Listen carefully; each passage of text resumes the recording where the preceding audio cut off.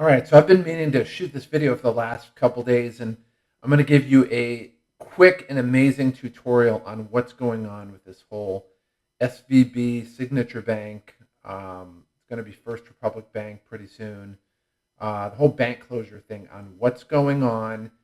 But I'm going to make it kind of easy because a lot of people are just speaking on wonks. But I'm going to give you kind of the real thing, the real explanation of what's going on, and I'm going to give you an absolutely scary, cryptic tweet that I just read a few minutes ago, actually. So basically, people have heard that SVB, which is Silicon Valley Bank, has gone under. And I used to work in a bank for, gosh, more years than I can count. And people used to always say when they talked about the whole deposit insurance at 250,000, they're like, "Oh, well, you never have to worry about it because if a bank's ever in trouble, it'll get bought out." Well, I think that we just figured out that wasn't true. So basically, what happened is this goes back to all the way to the year 2000, and you'll see it in the tweet that I'm going to show you in a minute. Where you're dealing with ultra low interest rates. So interest rates historically have been a lot higher. In the 70s and early 80s, very early 80s, they were in double digits, which is crazy.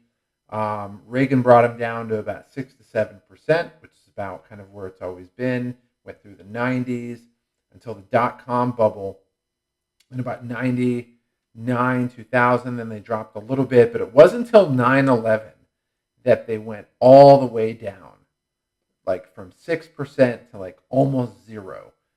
And it basically stayed the same way. And then it went up a couple points, point or two, and then the housing crash happened and they brought it down to zero. And we've been sitting at zero forever. And basically what that means is that this is the amount of money that the government charges banks to lend each other. So if a bank wants to borrow money, it borrows it off of whatever they call the prime rate. And so most of the time it's been at zero or a quarter percent. And so what happened is these banks are under pressure to make money for their investors, right? And so they can do it by lending, but realistically, these are publicly traded banks, so they need to take the money on hand, and their investors are saying, okay, what are you doing with all these deposits? If you can't lend it out, sometimes without getting into the heat of things, like there's ratios you have to adhere to, then they have to invest it. But they're not going to invest in the stock market. They're going to invest it in what's traditionally a very safe investment, and those are government bonds. Those are treasury bonds. And so what happened is, unlike the housing market, where the crash happened because they were lending to the wrong people, this is the first time ever where a bank has gone under because they've invested basically incorrectly into extremely what's considered safe assets, treasury bonds, right? And so what Silicon Valley Bank did is they basically said, and they did it at the worst possible time. They basically said that they took 20 billion with a B dollars and they invested it in a 3 to 5 year treasury bond, which means for those who don't know, if you buy a treasury bond, it's not like a savings account where you get interest every month. You don't get anything for 3 to 5 years. And at the end of the 3 to 5 years, when it matures, you get your full payout, right? And so they leveraged $20 billion of their deposits for 3.5, locked it up for 3.5 years. But the crazy thing is it's not their money. They took $20 billion of their customers' money and locked it up for 3.5 years. Now, if nothing changes, which we've seen for, like we talked about, 15 years, 20 years, then it's not really a big deal, right? So, they can afford to do that. But one of the things they didn't forecast, and they did this right before the inflation thing took off, this bet that they did, is the interest rates went from pretty much 0% up to like 5% where they're at right now. And so what happens is these bonds have a value, and it's just based on how competitive they are. So as long as you have it and you take it to maturity, it really doesn't matter what the bond is worth because you're just going to sit on the money. You can wait on it. But what happens if you have a cash crunch and you have to sell the bond? Now, in this case, Silicon Valley Bank is the main bank for all the tech sector in the Bay Area, right? Well, if you've been paying attention to the tech companies over the last year, they've been having a flood of money going out because their stocks have been bad and their business models kind of jacked up right now, and so they lost a lot of deposit money. And so what happens is they put out a reporting, and they put this little footnote in because they didn't have to report that they sold some of these bonds to basically do cash flow. But the smart people on Wall Street, a couple of them picked up on it and started investigating, and word got around, just like something out of It's a Wonderful Life, and great movie, by the way. And all of a sudden, this run on the money, these withdrawals start accelerating, which pushed them to basically have to sell these bonds, to liquidate the bonds, to actually get money so that they can actually settle people's withdrawals, right? Well, the problem is the bonds have a value on the market. So if they're competitive, then it's what's called a par value, meaning that like it's you bought it for $1, it's worth $1. But when you have these bonds that were at, I think it was at 1.78%, if I remember right, someplace around there, and now these bonds are at 5 to 6%, and sometimes 7%. I think that's where they're at right now. Then these bonds are not really competitive, and so if you want to sell basically a 2% bond on a 7% market, man, you got to discount that. Not only do you have to discount it enough where like these people are going to break even if you sell it, but in a rising rate environment, you got to discount it even farther. And so what happened is they had to sell all of these, and they couldn't make the money they needed, and the bank went under. So the question is, what do we do now? What does the government do? Now, initially, the first thing that came out is they said, okay, well, everybody's going to get the first $250,000 they have in there, which like most of the people don't have $250,000. But this is Silicon Valley Bank. Like if it was just a regular person like you and me, then you would recoup your money.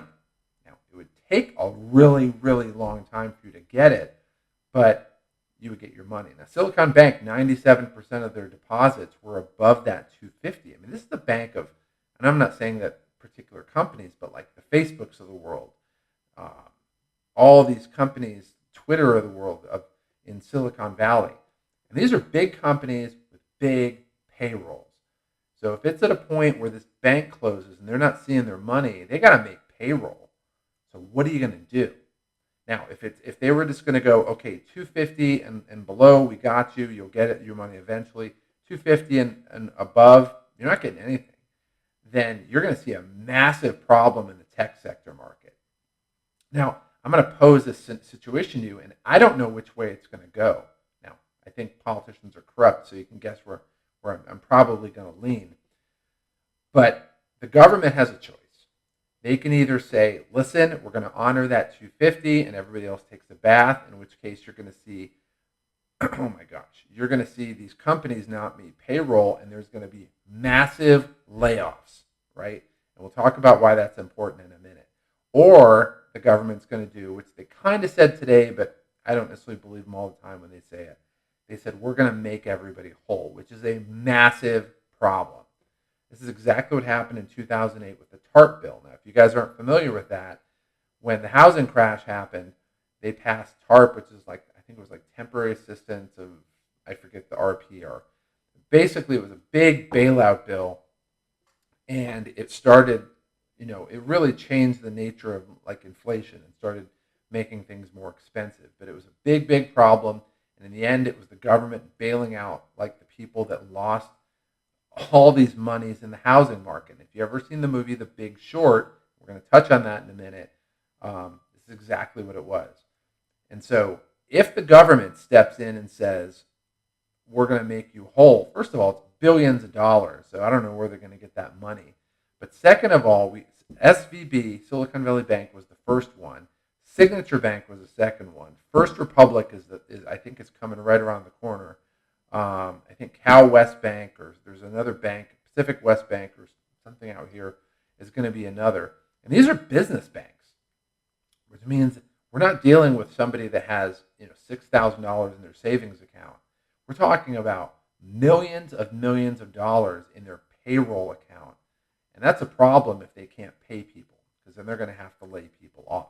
But if you say to one that we're going to make you whole, what's going to happen is you're going to start to see every one of these banks come through. They're going to have to make them whole, and the federal government is going to have a choice. They're going to either have to print money out the yin yang, which we'll see what they do with the Republican House of Representatives, in which case inflation is way worse. Because if you haven't been watching my videos, understand that inflation is a really simple thing. It's just an increase in the money supply. It's nothing else.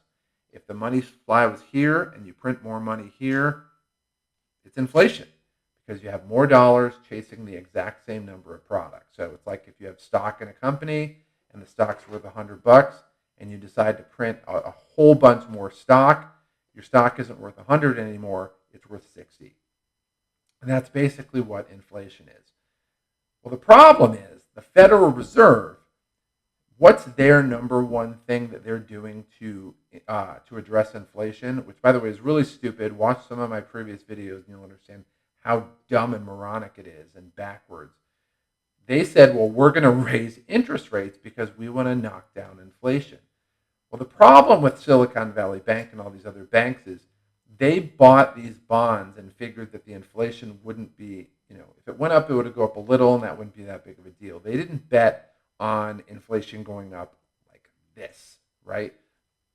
Well, if you just keep increasing it, all you're going to do is just drive more banks into insolvency, which again, you have this catch-22. If you don't do it, then people are going to lose their jobs in the tens of thousands of people and hundreds of thousands of people. If you do it, you're going to close more banks and create the same problem. So there's a big, big problem in the future. And I don't think people fully understand how big this is going to be. This easily could be, and I'm not trying to be a sphere monger, but I've lived through these, right? People thought 87, which was the savings and loan debacle, was a big deal. And that was in the movie The Wolf of Wall Street. The very beginning of that's what they talk about, right? And then then the dot-com crash was the next one, and oh my gosh, that couldn't get any worse. And then a year and a half later, 9/11, oh my gosh, it couldn't get any worse. And then 6 or 7 years later, the housing crash, oh my gosh, it couldn't get any worse. And then 2023 happens, and I'm telling you, I don't know where this is going. But the problem is the government and all these people have been basically numbed out by low interest rates, and they weren't ready for this shock. And the Federal Reserve will tell you they don't have any other things in their tool bag to deal with this. If you raise rates to knock down inflation, you're going to put more banks in insolvency, and if you don't do it, you're going to have a ton of layoffs, and you're going to have them in the tech sector, which is like, one, it's a lot of people, and two, those layoffs are going to go downstream into the economy. So there is a big, big problem here. Now, we talked about The Big Short before. In that movie, if you've ever seen it, there's Christian Bale in it. He played this guy named Michael Burry, and this guy basically is, I don't know if it's autism or Asperger's or whatever it is, but he's an absolute savant, and he was the only guy, or really one of the only guys, that was betting against the housing market in 2008, and it turned out he was right. And he was like the only guy that was right. So he put out this tweet. I don't know who Cassandra BC is, but he put out this tweet, and it's honestly mind-numbingly scary. He said 2000, 2008, 2023. So 2000 is the dot-com crash. 2008 is the housing crash. And 2003, well, that's right now. It's always the same. People full of hubris and greed take stupid risks and fail. Money is then printed because it works so well. You can hear the sarcasm in that. So I'm just telling you guys, if you followed my videos, I have all my money in CDs, and I'll tell you right now, they're all in different places. So they're nowhere near the 250 on that. But even if you're sitting here and you don't have CDs and you don't have a lot of money, keep your powder dry. Don't overcommit. Don't take stupid risks, as Michael Burry would say. But it's craziness. Like, this is something I've never seen before, and I don't know where it's going. Back in 2008, you say, well, the Republicans are there. They're not going to pass anything. They're not going to pass any more massive, like, printing of money. But they said the same thing in 2008 because there was a Republican Congress and it was a full court press to scare the crap out of everybody in Congress. And they passed that stupid TARP bill, um, which was a lie. I mean, everything they said was a lie. So could that happen again? Yeah, maybe. I mean, think about it. Just today they passed it. Today or yesterday, they passed. I think it had to be today. They passed a bill unanimously in the Congress to unclassify the COVID thing. And I'm thinking of all the bills you're going to get, literally everybody in the House of Representatives, unanimous. There's no people that said no. All the people in the Senate, 100-0, nobody said no. Could it happen? I don't know. But right now, dude, it's. I just feel like war just got declared, and I don't know where things are going. But in light of the housing market, I'll tell you right now, you look at some of the stock drops and the bank scares that are going on right now, and you put banks in that kind of situation, they're not going to lend money for houses. I mean, there's no way in the world because you need capital to do that. And that's something that's a big problem for them right now. And if they don't do that, rates go up, and everybody becomes a hard money lender, which basically drives the housing market down. So stay tuned. I don't know if I have all the answers right now, but I will tell you right now, pay attention to, is the government going to make every bank that goes under whole? If so, they got to print money at some point because the money's got to come from somewhere. And if they don't, which honestly I think is the smart idea, is you got to make these people pay for their stupid decisions. But on the other end, there's people that companies aren't going to make payroll, that are going to not even just like lay people off, but they're going to fully go under. And I don't know who those people are. So Silicon Valley Bank has a lot of the tech sector. Signature Bank is in New York. So dear God, there's a lot of that. And then, oh gosh, what was it out here? There was a bank out here. I forget which one it was, but it's a business bank out here in La Jolla. And they have other places, but I mean, big business bank. And these people have their payroll accounts here. So anyway, it's early in the morning here in California. I just got done doing a ridiculous amount of homework. I'm stir crazy. I barely slept last night, but I had to get to this video. So anyway, hit me with a like, subscribe to the channel if you haven't had before. Put a comment in here. Ask me a question. I'll definitely reach out and kind of give you my take on it. But I've been awesome at predicting these horrible black swan events for 15 years right now. And I didn't think it was going to be this bad, but I knew it was going to be pretty bad. So hit me up, post a comment, tell me you hate it, tell me you love it, ask a question, and I'll get back to you. And haters and lovers are equally welcome. So with that being said, deuces out.